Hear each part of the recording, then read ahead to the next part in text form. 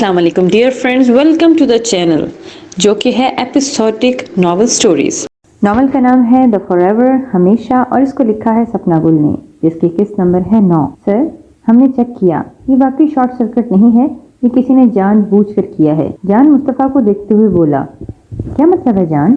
جان بوجھ کے ایسے کیسے ہو سکتا ہے اور کون کرے گا؟ مصطفیٰ جیبوں میں ہاتھ ڈالے اپنے کیبن کا جائزہ لے رہا تھا، جو پورے کا پورا جل چکا تھا۔ اس نے حیا سے جھوٹ بولا تھا، وہ نہیں چاہتا تھا کہ اس کے ذہن پر اثر ہوئے۔ پہلے یہ لیزی کی پریشانی ہے، اوپر سے یہ ایک دم اسفندیار پہنچا۔ مصطفیٰ، یہ کیا ہوا ہے؟ تم ٹھیک تو ہو؟ اسفند اس کے سامنے کھڑے اس کی جلی ہوئی جگہ کو دیکھ رہا تھا، یہاں کچھ نہیں بچا تھا۔ آئی ایم فائن، چلو یہاں سے، مجھے تو اس جگہ کو دیکھ کر ہی الجھن ہو رہی ہے۔ نیچے چلو اور جان پولیس کو انفارم کرو اور پوری انویسٹیگیشن کرو، آخر یہ کس کی حرکت ہے۔ اور ہاں، آفس کل جب سارے پہنچ جائیں سب کو وہاں ویٹ کرنے کا کہنا، اور کوئی بھی کام میرے آنے تک نہ شروع کیا جائے۔ Is that clear? مصطفیٰ نے کہا، اور جان سر ہلاتے ہوئے آگے بڑھ چکا تھا۔ کس کی حرکت لگتی ہے تمہیں؟ اسفند نے اس سے پوچھا۔ مجھے کیا پتا، اسی لیے تو پولیس والوں کو انویسٹیگیشن کرنے کے لیے بلا رہا ہوں۔ مصطفیٰ نے اپنی پریشانی مسلی۔ ریلیکس یار، فکر نہ کرو، بہت جلد پتہ چل جائے گا۔ ویسے یار، یہ ولی کب تک آئے گا؟ اسفند اسے دیکھتے ہوئے بولا۔ عید کے بعد آئے گا، اور میں اسے کچھ نہیں بتانا چاہتا۔ تمہاری طرف بھی فون آئے تو پلیز اس کو اس بارے میں کچھ نہ بتانا۔ کیوں فکر کرتے ہو مصطفیٰ، میں کچھ نہیں بتاؤں گا، بالکل ریلیکس رہو تم۔ اسفند نے اس کے کندھے پر ہاتھ رکھا۔ تھینکس، میں ذرا حیا کو کال کر لوں، پھر آتا ہوں۔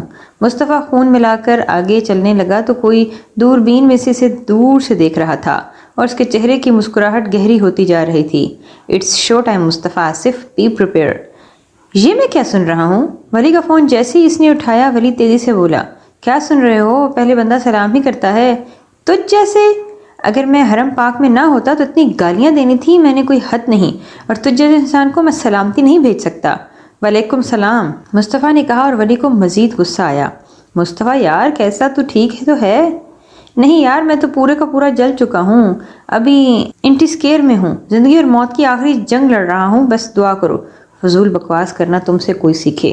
ولی کی جھنجھلاتی ہوئی آواز آئی۔ تم سے سیکھا ہے؟ خیر بتاؤ فجر کیسی ہے؟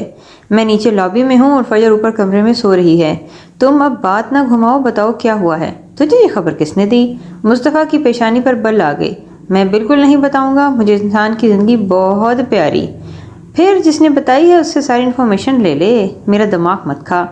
تو نے کچھ نہیں بتانا، یہ بتا میری بیٹی کیسی ہے؟ مصطفیٰ اس ٹینشن میں بھول گیا کہ علیزہ واقعی کیسی تھی۔ تیری بیٹی سے کیا مراد؟ وہ میری بیٹی ہے اور بالکل ٹھیک ٹھاک ہے، سمجھے؟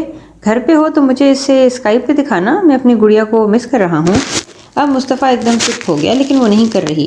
میں باہر ہوں، دیر سے جاؤں گا، اور حیا لائبہ کے گھر ہے۔ اچھا یار، کل کروا دینا، فجر تو جیسے بے فکر ہے، وہ بھول ہی گئی ہے ہماری کوئی بیٹی بھی ہے، بس کھانے اور سونے کی پڑی رہتی ہے۔ ہاں کروا دوں گا، بس اس مسئلے کا حل کرنے دو۔ اوئے، اپنا نہیں تو ہمارا ہی خیال کر لینا تم۔ ولی کی بات پہ مصطفیٰ مسکرا دیا۔ وہ رات کے 3 بجے اٹھی جب اسے محسوس ہوا کوئی کھڑا تھا۔ وہ تیزی سے اٹھی، وہ غائب۔ حیا نے دیکھا مصطفیٰ کروٹ بدل کر سویا ہوا تھا۔ اس نے سائیڈ لیمپ آن کیا اور چپل پہن کر اٹھی اور بالکنی کی طرف آئی۔ اس نے دیکھا وہاں کوئی نہیں تھا، لیکن اسے ہلکی سی آہٹ محسوس ہوئی تھی۔ وہ لائٹس آن کر کے جائزہ لے رہی تھی، پھر کچھ نہ پا کر وہ واپس آئی۔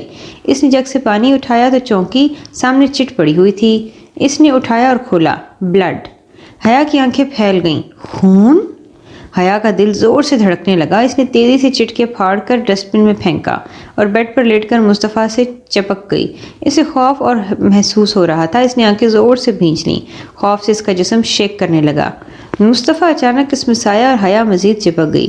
نیند نہ آنے پر اسے بے بسی محسوس ہوئی اور رونا بھی آیا۔ کچھ نہ حل پا کر وہ پھر اٹھی اور اس نے دراز سے سلیپنگ پلز نکالے اور انہیں منہ میں ڈالا اور پانی گلاس میں ڈالنے لگی۔ حیا؟ مصطفیٰ کی خمار زدہ آواز۔ یہ حیا مڑی اور اٹھ کر حیا کو دیکھنے لگا۔ کیا ہوا؟ ٹھیک تو ہے؟ حیا نے سر ہلایا اور پانی پینے لگی۔ آپ کیوں اٹھ گئیں؟ حیا لیٹتے ہوئے بولی۔ مصطفیٰ نے اس کو کھینچا اور اسے گرد بازو حمائل کر کے ٹھوڑی اس کے سر پر ٹکا لی۔ تم جو اٹھ گئی تھیں، کیا بات ہے؟ اور یہ سلیپنگ پلز کیوں لیں؟ حیا نے گہرا سانس لیا اور مصطفیٰ کے سینے میں اپنا منہ چھپا لیا۔ بس نیند نہیں آ رہی تھی۔ مجھے اٹھا لینا تھا۔ مصطفیٰ نے اس کی پشت کو سہلایا۔ اس سے کیا ہوتا؟ حیا بڑبڑائی۔ You know very well, princess. مصطفیٰ دلکشی سے مسکرایا اور حیا نے بھی مصطفیٰ کے گرد بازو حمائل کیے۔ سو جائیں مسٹر، کل علیزہ کے پاس بھی جانا ہے۔ مصطفیٰ آگے سے کچھ نہ بولے اور سوچ میں پڑ گیا اس نے سلیپنگ پلز آخر کیوں لیے۔ حیران کن اس لیے تھا کیونکہ مصطفیٰ نے اسے 5 دفعہ اسے کھاتے ہوئے دیکھا تھا۔ یا اللہ میری حیا کو ٹھیک کر دے، میں اسے ایسے نہیں دیکھ سکتا، مصطفیٰ دل میں بولتا ہوا آنکھیں بند کر چکا تھا۔ مصطفیٰ نے علیزہ کو بے تحاشا پیار کیا۔ حیا نے مسکراتے ہوئے دیکھا اور علیزہ اپنے ماموں کے پیار میں بے بھی عجیب عجیب منہ بنا رہی تھی۔ چھوڑ دے مصطفیٰ، تنگ آ گئی ہے۔ مصطفیٰ نے علیزہ کی آنکھیں چومی اور پھر حیا کو پکڑایا، تب وہ جا کے پرسکون ہوئی۔ میری پرنسس کا خیال رکھنا حیا، اور اپنا بھی۔ مصطفیٰ نے حیا کی پیشانی چومی۔ آپ بھی اپنا خیال رکھیے گا اور پلیز گارڈز کو ہمیشہ 24 گھنٹے ساتھ ہی رکھنا۔ مصطفیٰ مسکرایا اور اس کے ڈرنے پہ اور اس کے گال تھپ تھپا کر پرائیویٹ جیٹ کی طرف اشارہ کیا۔ حیا چلنے لگی۔ مصطفیٰ نے پیٹر کو سامنے بلایا، پلیز حیا پر نظر رکھنا اور اس کا خیال بھی، ایک منٹ کی مجھے خبر ملنی چاہیے، اور بہت احتیاط کرنا، تم پر ٹرسٹ کر رہا ہوں۔ You don't have to worry, all will be in control. Thank you. Safe flight. مصطفیٰ نے ان دونوں کو دیکھا جو پلین کے اندر گھسنے والے تھیں۔ حیا مڑی اور مصطفیٰ نے مسکرا کر اس سے فلائنگ کس دی۔ حیا نے گھورا لیکن پھر مسکرا پڑی اور اندر گھسی تو مصطفیٰ کو فون کال آئی۔ وہ مڑا، وہ ایئرپورٹ پر ہارون بھائی کا ویٹ کر رہی تھی۔ علیزہ کو الجھن ہو رہی تھی، ایک تو اسے اٹھایا گیا تھا، اوپر سے پاکستان کی اتنی سخت گرمی اور رش نے اس بیچاری کو پاگل کر دیا تھا۔ پہلے وہ کافی بیمار اور کمزور تھی، اوپر سے گرمی، اس نے رونا شروع کر دیا۔ حیا نے اسے ہلایا، پیٹر اس کے سامنے آیا اور اسے چپ کروانے کی کوشش کی۔ وہ اسے دیکھتے ہوئے اور رونے شروع ہو گئی۔ بس تھوڑا سا صبر، وہ دیکھو ماموں آ گئے۔ حیا تم کہیں مل نہیں رہی تھیں؟ ارے یہ کیوں رو رہی؟ ہارون حیا سے ملتے ہوئے علیزہ کو دیکھنے لگا جو گلا پھاڑ کر رونے لگی اور بار بار ہل رہی تھی۔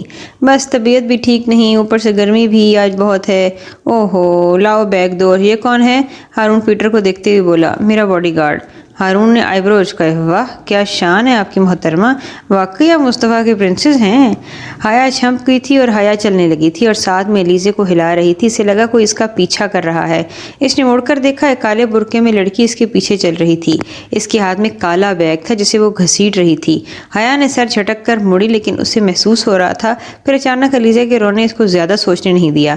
او میری جان لیزو، بس تھوڑا سا صبر۔ اسے کسی کی ہنسی کی آواز ہے۔ وہ دوبارہ مڑی، وہاں اب لوگوں کے درمیان وہ نہیں تھی۔ پیٹر ہارون کے ساتھ چلتے ہوئے سے باتیں کر رہا تھا اور حیا بھی تیزی تیزی سے چلنے لگی تھی۔ وہ دوبارہ اس دہلیز پر آئی جہاں سے وہ 6 سال پہلے نکالی گئی تھی۔ 6 سال ازکا کی وجہ سے وہ یہاں سے رسوا ہو کر نکلی تھی، لیکن آج وہ مسز مصطفیٰ کی حیثیت سے اتنی عزت سے ملی تھی، اس کے پاس کے پڑوس باہر آئے تھے۔ 6 سال کے بعد ولی حیا کو دیکھنے لگے جو بہت مختلف تھی۔ اس کے کپڑے، بیگ، ایک ایک چیز اتنی ٹاپ کلاس تھی کہ بندہ دیکھتا رہ جاتا۔ وائٹ فراک میں علیزہ نے ابھی تک ری نہیں بند کی تھی۔ ہارون نے دروازہ کھولا اور امی باہر فوراً آئی اور اسے پیار کرنے لگیں۔ ارے یہ کیوں رو رہی ہے حیا؟ اسے کیا ہوا ہے؟ اتنی کمزور اور پیلی کیوں ہو گئی ہے؟ علیزہ بار بار روتے ہوئے منہ میں ہاتھ ڈال رہی تھی۔ بس امی تھوڑا سا بخار ہو گیا ہے، اس کی وجہ سے رو رہی ہے، ورنہ کوئی مسئلہ نہیں ہے۔ ہاں او تھک گئی ہوگی اور اوپر سے موسم اتنا گرم، عادی ہی نہیں ہوگی۔ حیا پھینکے سے انداز میں پھر سے مسکرائی تھی۔ امی پراگ میں صرف 6 سال ہوئے، باقی کی زندگی تو ادھر ہی رہی ہوں۔ وہ اب اندر داخل ہوتے ہوئے تھیں کہ اندر کا انٹیریئر بالکل چینج ہو چکا تھا۔ باہر سے گھر جتنا سادہ تھا اندر سے اتنا ہی فریشنڈ اور ایئر کنڈیشنڈ تھا، با کمال ہی تھا۔ خیر انہوں نے یہ گھر نہیں بھیجا تھا کیونکہ یہ گھر حیا کے پاپا کی نشانی تھی۔ امی اور ہارون آسٹریا میں ضرور رہ رہے تھے لیکن گھر کو صرف تالا لگا کر کسی کی نگرانی پر رکھائے تھے، اور سال میں ایک بار ہارون ضرور وہاں آ جاتا تھا، اور اس سال اس کی خواہش تھی کہ اس کی شادی انہی کے گھر پر ہو جہاں وہ سب پہلے ہوا کرتی تھیں۔ لاؤ اسے مجھے دو، لو یہ جوس پیو۔ امی نے روتی ہوئی علیزہ حیا سے لی اور اسے ہلکی ہلکی تھپکی دی۔